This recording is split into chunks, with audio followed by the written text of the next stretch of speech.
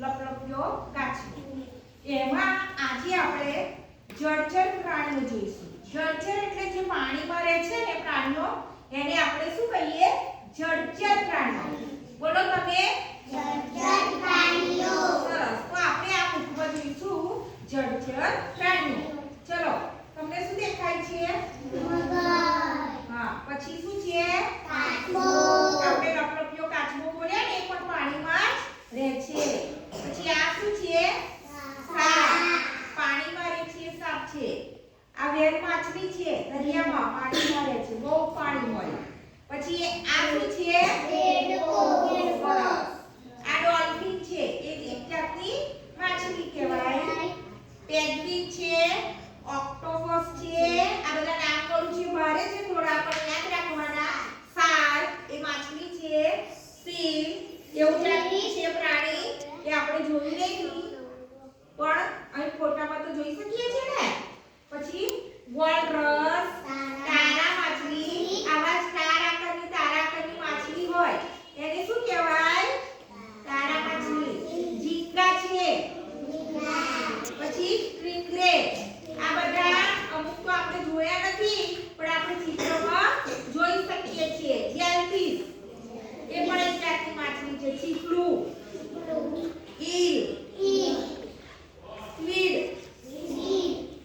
શંખ, પરવાળું, માછલી.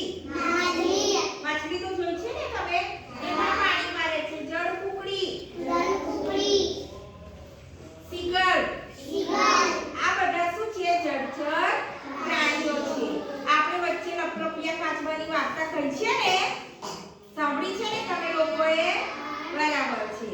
વાક્ય બોલીશ અને વાર્તામાં આવતું હોય અને કોણ બોલ્યું છે એ તમારે કહેવાનું છે. મને તો માનસરોવર જવાની બહુ જ ઈચ્છા થઈ છે. કોણ બોલે છે? સરસ. પણ તું બહુ બોલ ન કરતો હો. હંસ જોડે પોતેથી બોલવાનું છે. જુઓ જુઓ, કાચબો ઉડે. લોકો, માણસો જોતા હતા ને બધા? એ બચાવો બચાવો બચાવો. આ વાર્તા આવડે છે ને બધાને? આપણે પેલું ઢીંકા ચીકા તું એ ગીત ગાયું ને, એ પણ બધાને આવડે છે. બરાબર છે.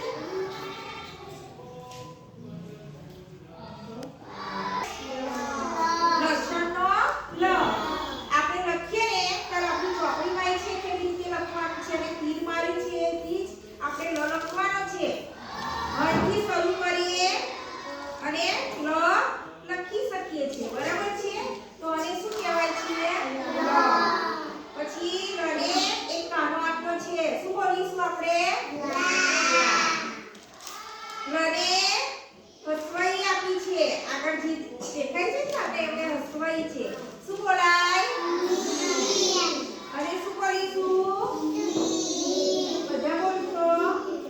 બોલો. લૂ. પછી શું છે? લૂ. અને આ શું છે? લે. અને આવે છે આપણી ચોપડીમાં આ વખતે લને બે માત્ર છે. લઈ. શું છે? જો લ આવે છે. ડ ટપાલીનો, ચ ચકલીનો અને ખ ખટારા. એનું હવે આપણે લેખન કરીશું અને ચોપડીમાં પણ